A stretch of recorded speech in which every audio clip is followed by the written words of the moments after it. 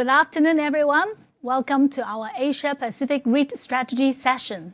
I'm Isis Ma, the Client Portfolio Manager for Equities based in Hong Kong. Today, it's our pleasure to invite our investment specialist for Asia Pacific REIT strategy, Hui Ming Ng, who is based in Singapore, to join us to share her insights about the AP REIT strategy. So, Hui Ming, looking back in 2020, was an unprecedented and challenging year for REIT across Asia. So actually, what drove the drawdown in March last year? And do you think that actually the initial COVID impact is now behind us? Hi, good afternoon, everyone. Thanks for taking time to join myself and Isis this afternoon on this session on Asia REITs. Last year was indeed a very challenging year for global economies as well as for all financial markets. If you recall, in the middle of March 2020, the coronavirus outbreak was officially declared a global pandemic by the World Health Organization, and this sent Asia REITs sharply lower on panic selling. At the peak of the pandemic last year, we've seen that almost half the world's population were asked or ordered to stay at home by their governments to prevent the spread of the deadly virus. Against that backdrop, with people being emptied out of buildings like retail malls and offices, there were increasing uncertainty and doubts over whether landlords would be able to collect their rents and to pass on these cash flows to investors as dividends. With uncertainty on both the duration of the pandemic as well as the impact, some of the Asia REITs started to withdraw their dividends guidance, and some decided to keep a higher level of cash levels to cut their dividend payout ratio to conserve cash. At the worst, we have seen market pricing in as much as 40% decline in asset values for Asia REITs in some of the REITs, and we think this was being over-excessive and over-bearish. Throughout the last year, we grew to understand that the impact from the global lockdowns were very different across the real estate space. Certain sectors like retail was naturally more badly affected because tenants are closed and people are not visiting malls and are not consuming anything. Hospitality REITs were also among the worst affected as borders remain closed and there's no domestic tourism or even international tourists. However, on the other spectrum, we have seen office and industrial specialized REITs holding up very well, enjoying very high rental collection rates and very low rental default rates, even through the worst of the pandemic. Throughout the whole of last year, we have seen the local governments in Hong Kong, Australia, and Singapore rolling out very aggressive stimulus package amounting to as much as 20% of GDP to help save the economies. This has helped to cushion the economic drag from the lockdowns and help in the rebound in the respective economies as these countries exited their respective lockdowns throughout the second half of last year. Sentiment for Asia REITs further improved towards the end of last year as there were more positive data points on successful vaccination rollouts to be rolled out in all the major economies from 2021. We believe, Asia REITs are now in a better place with economic recovery on track. While we are expected to see some speed bumps on some new waves of infection coming from variants of concern, the most parts of the global economy will still remain largely functional as measures are now more targeted. The defense capabilities that were built over the past year have enabled Singapore to say that we no longer need a circuit breaker to contain any new waves of infection, allowing Singaporeans to enjoy more normality in their lives and to improve further in opening up towards the end of the year. The healthy vaccination rollouts across the region continues to be very positive for read-through in cash flows as well as dividend recoveries for Asia REITs. Thanks, Hui Ming, for the very detailed recap. Indeed, the 40% drawdown last year was very remarkable. And imagine if investor left the market at that time, they will actually miss the rebound opportunity that active manager positioned to capture. So as you mentioned, now the worst seems to be behind us and the vaccine rollout in the region and globally. So the fundamentals for REITs remains pretty solid, I believe. So what's your view on that? Yes, for this year, 1 year later post the pandemic breakout, we believe Asia REITs are on track for cash flows as well as rental collection recoveries. And key markets like Australia, Singapore, and Hong Kong are expected to see very high vaccination rates for their population by the end of this year. Industrial REITs, which we have highlighted, have been very resilient throughout 2020, and we believe it continues to enjoy very high predictability of income even throughout this year. There are two key reasons for this. The first is the structural trends of e-commerce and online sales remain very strong, and it was expedited with the COVID situation as more people are buying online. The second trend is that in the post-pandemic environment, we have seen landlords telling us that their traditional tenants from normal retailers, the traditional retailers, the companies, the manufacturing companies, are also adopting a higher warehousing requirements and space requirements because, as we have seen last year, a lot of companies were hit by supply chain bottlenecks and disruptions. As a result of that, some of them are changing from just-in-time inventory kind of model to just-in-case inventory, thereby generating more warehousing requirements. Now, on the other hand, retail REITs, which were hurt by very high rental release and commissions that have to be given in 2020, will enjoy very strong earnings rebound this year, as COVID situations remain very well managed and they are no longer required to give very generous rental rebates to their tenants. Throughout this pandemic, we have seen how low rates continue the global search for yield, and REITs continue to deliver positive dividends returns for their investors. With these attractive yields as well as a spread between the cost of borrowings as well as the net property income yield on real estate, we are optimistic that capital values for Asian REITs will hold up better than what the market has initially feared at the worst of last year. So, right. So, yeah, actually, you've touched on a very good point that actually for many investors, when it comes to investing in REITs, like dividend of REIT is still a very important source of income. And as you mentioned, dividend return is still a key feature for AP REITs. So, AP REITs overall is still a very interesting asset class and worth to get exposure to. And if we come to actively managed REIT strategies like ours, so I mean, our audience asks, what do you think of why active management matters for investing in REITs instead of they pick their individual REITs or buy a passive ETF?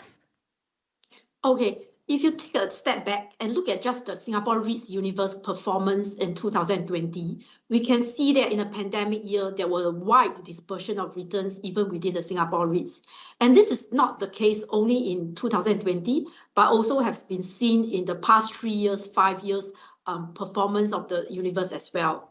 The way we look at REITs is very important, is to focus on sustainable and quality income and total returns perspective of each REIT, and not just the headline yield of how much this REIT gives me in terms of dividends on a single year basis. Having in-depth knowledge and analysis of each REIT is important to avoid any pitfalls of investing. At Manulife, we are focused on fundamental bottom-up approach and overlay with top-down considerations for our REIT investments. We consider a basket of both qualitative and quantitative factors to assess the investment merits of each REIT. REITs are essentially real estate investments, and typically real estate demand and supply outlook generally has very big implications on how rental rates will grow and how occupancy rates will hold up. This has a very big read-through on the ability of a REIT to grow their top line. It is also important to study the underlying lease term, how the landlord structure the leases, how diversified is the tenants base, how credit-worthy is the tenants to withstand economic cycles, to ensure predictability and sustainability of a REIT income stream over time. A strong parentage has also good deals as well as a pipeline of assets that will enable a REIT to grow its scale or to grow its dividends over time.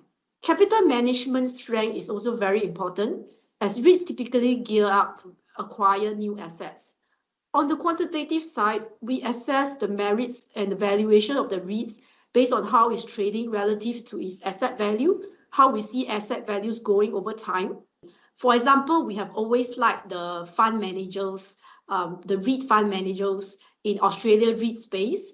given their very strong track record and their ability to partner with global players and capital partners to grow their asset under management. With a low interest rate environment, these fund managers continue to be able to beat expectations on their ability to grow their fund or asset under management and ability to grow their fund and property management fees.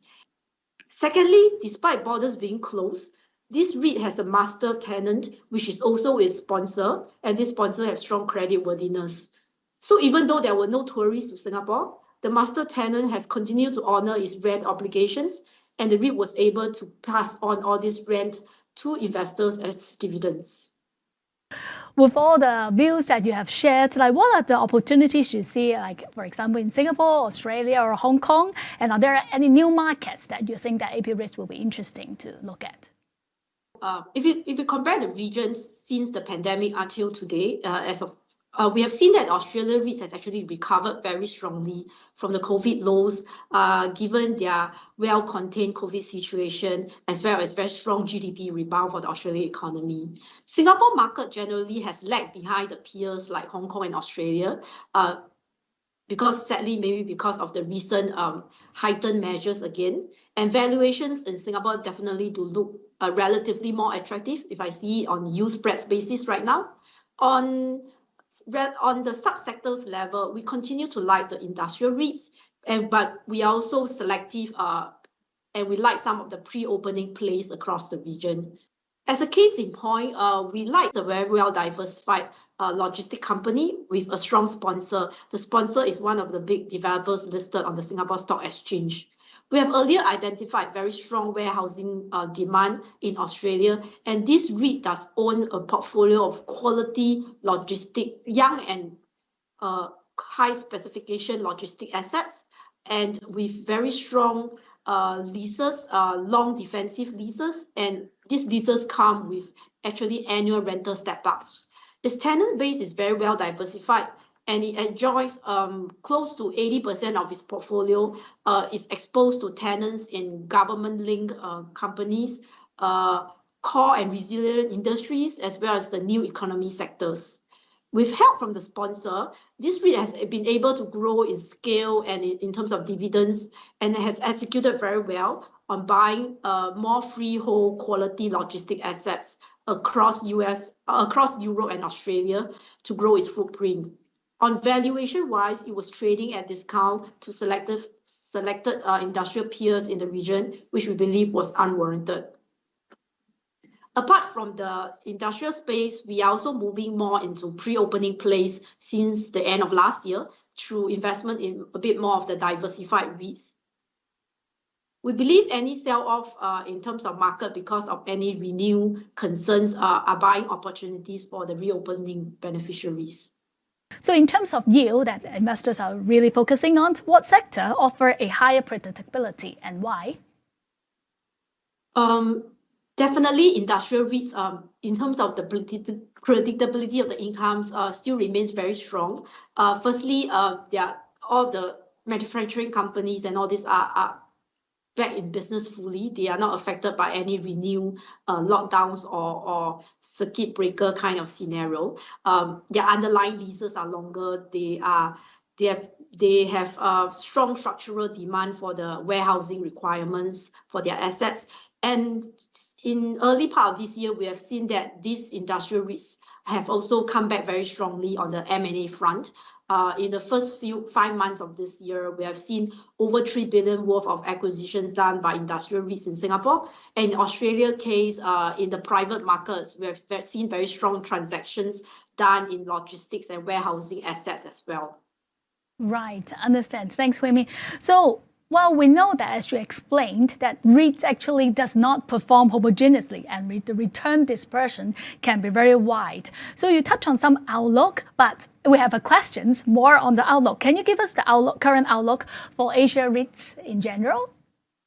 We believe the structural trends are there, demand is there, and we still believe there will be healthy capital values kind of gains as cap rate compression remains a strong theme for industrial assets. The inorganic growth driver has also come back on as economies exit their lockdowns, and we have seen industrial REITs being active to buy assets that drive their DPU growth. On retail malls, we are very selective. Contrary to some of the views out there, we don't think retail malls are dead despite e-commerce. We have seen how consumer traffic as well as tenant sales can rebound once social distancing measures are relaxed. We have seen how the Hong Kong retail REITs are saying how demand has come back after they managed to contain their latest wave of infection. And in Hong Kong case, the government is still rolling out cash vouchers given to all their citizens aged 18 and above to spend on retail. And it's about Hong Kong dollars, $5,000 per person, which is very generous. So within the retail space, we are very focused and selective. We pick REITs that own malls that are very resilient and are actually have very strong catchment and are popular in their locality. And on office, we are actually more sanguine on the outlook. We think an inflection point might be near for central office in Australia and in Singapore. Given that supply is actually very contained in Singapore, there's even withdrawal of office stock. And we have seen that the new buildings that is due to complete in Singapore has actually achieved very high pre-commitment rates, likely to be above 80%. And there are no new builds, and new supply has been pushed out further to 2023 to 2024 because of the construction delays. And there has been some demand from tech companies, life sciences companies, that help to compensate for the space that are given up by the traditional office users like the banks. So we are actually not so bearish on office, and it is a kind of pre-opening sector that we like to participate in as well. And you mentioned about predictability of income for industrial sectors is more certain. Can we expect the predictability to recover, and what's your rationale behind that? Definitely, we believe that the predictability of income will definitely improve this year. We have to take into context that last year there was so much uncertainty because nobody knows how long lockdowns will last.